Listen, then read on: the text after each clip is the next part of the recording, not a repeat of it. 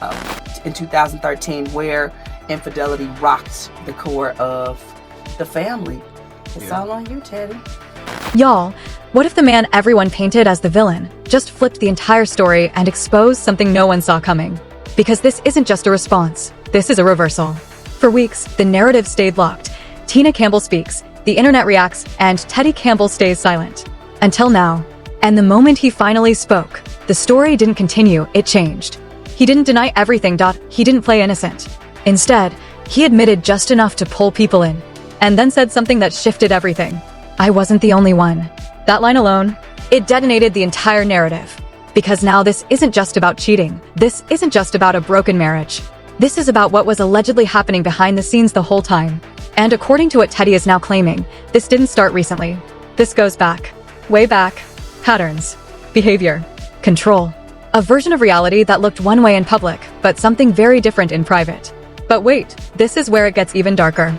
Because the name now being pulled into this, Warryn Campbell. Not as a bystander, as part of the story.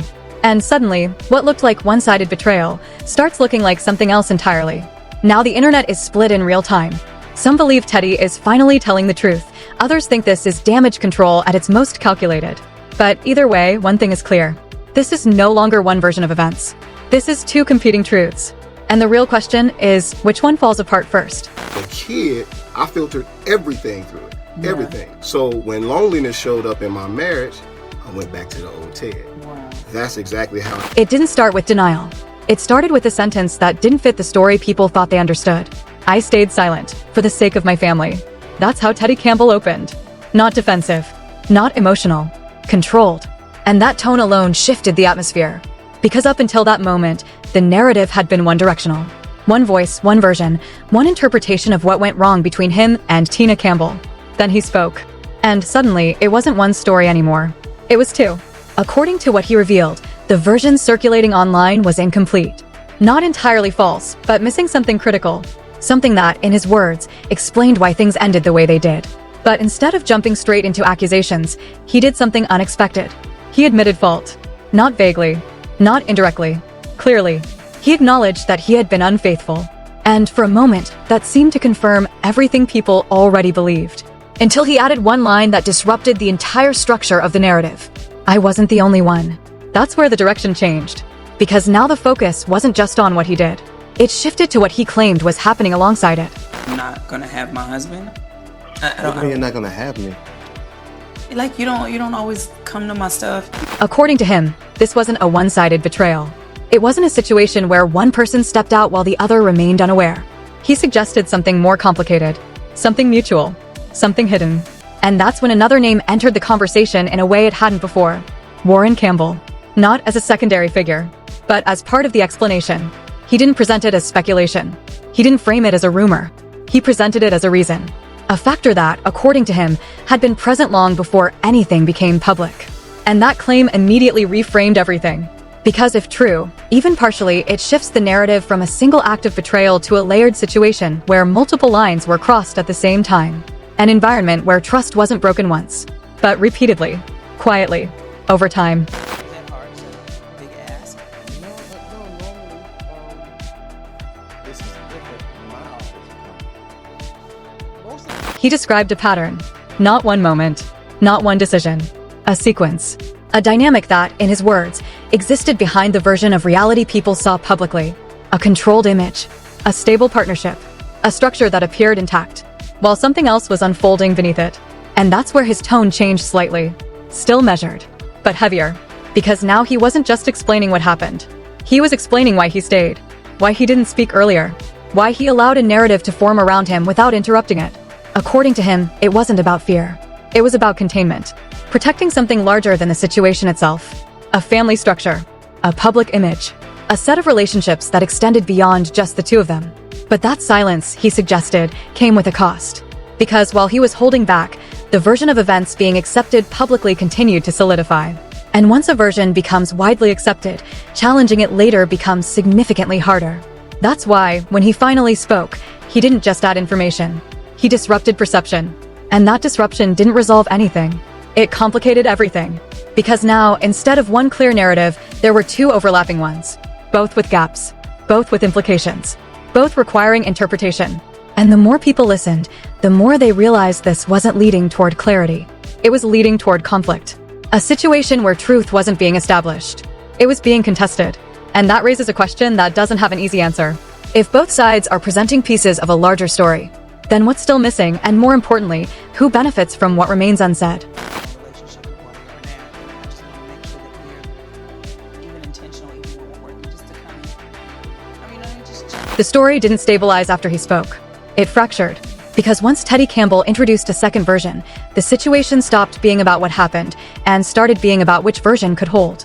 In a matter of hours, the narrative split into two directions. One built on what Tina Campbell had already shared, the other built on what he was now claiming. Both intense, both incomplete. But here's where it shifts again. Because instead of reinforcing his position with denial, he leaned further into complexity. He didn't just repeat what he said. He expanded it. According to him, the issue wasn't a single decision or one moment of weakness. It was a dynamic. Something that developed over time. Something that, in his words, changed the structure of the relationship long before the divorce ever happened. That's the difference he was trying to establish. Not an event. A pattern. The check-ins about 2008 because we didn't feel connected. If you don't connect, then... And patterns are harder to dismiss because they suggest repetition, consistency, intent.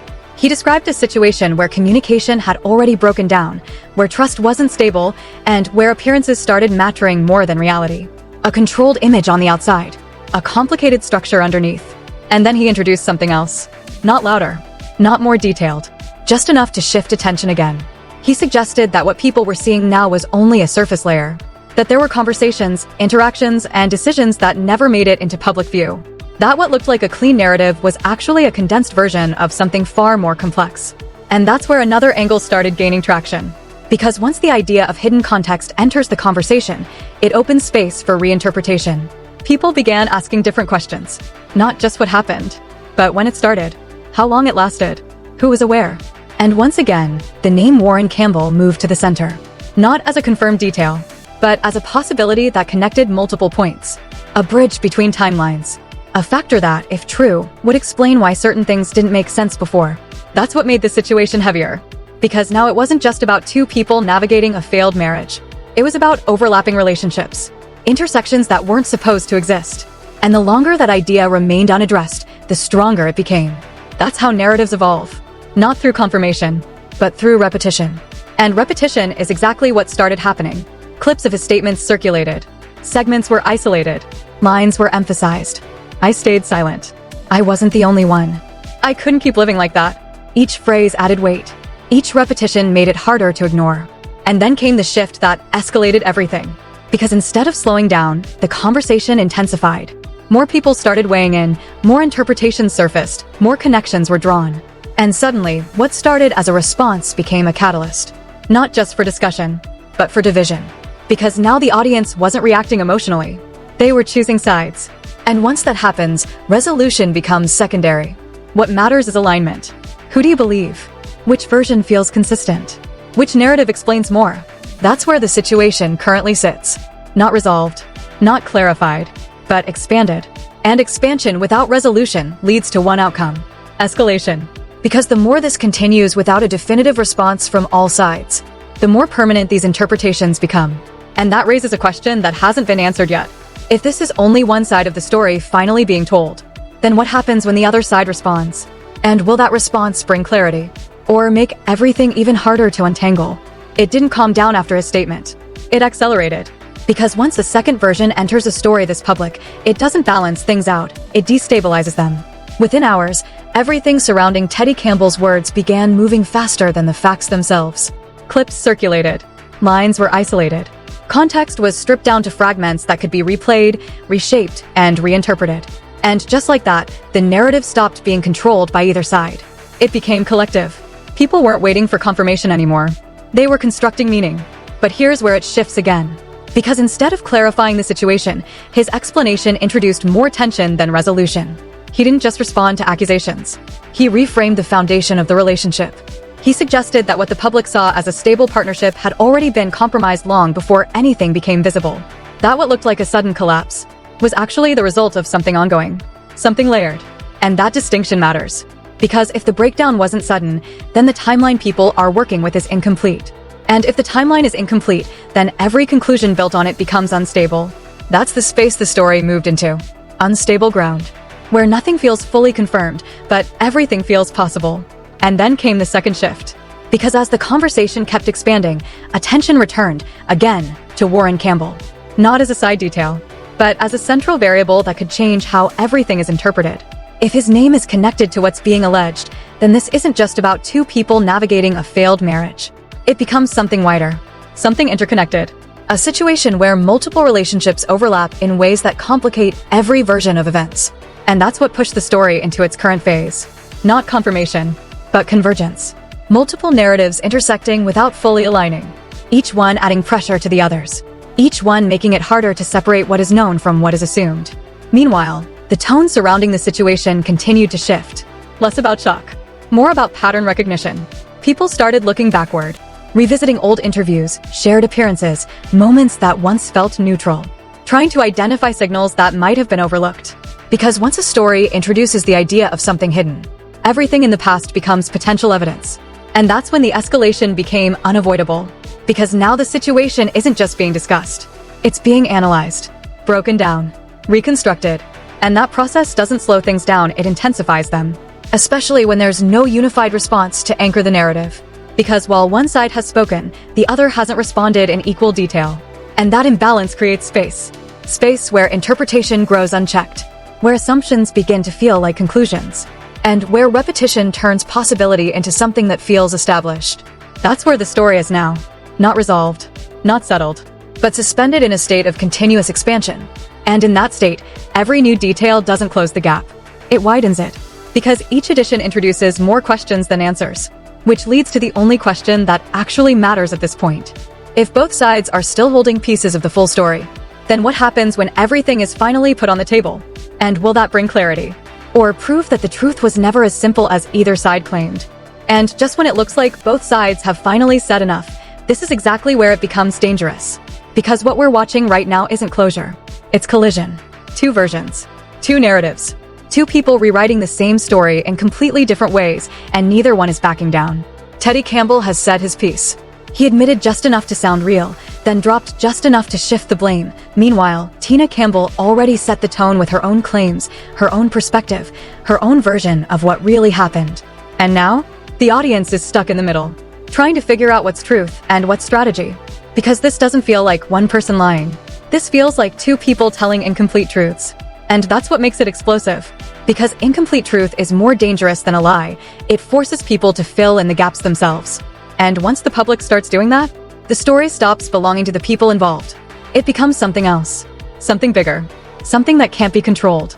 Now add Warryn Campbell into the center of all this, and suddenly, this isn't just a relationship breakdown. This is a full system collapse. Reputations. Trust. Years of history.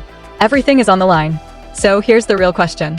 When both sides are speaking, but neither side is saying everything, what's still being hidden? And more importantly, who's going to lose the most when the full truth finally comes out?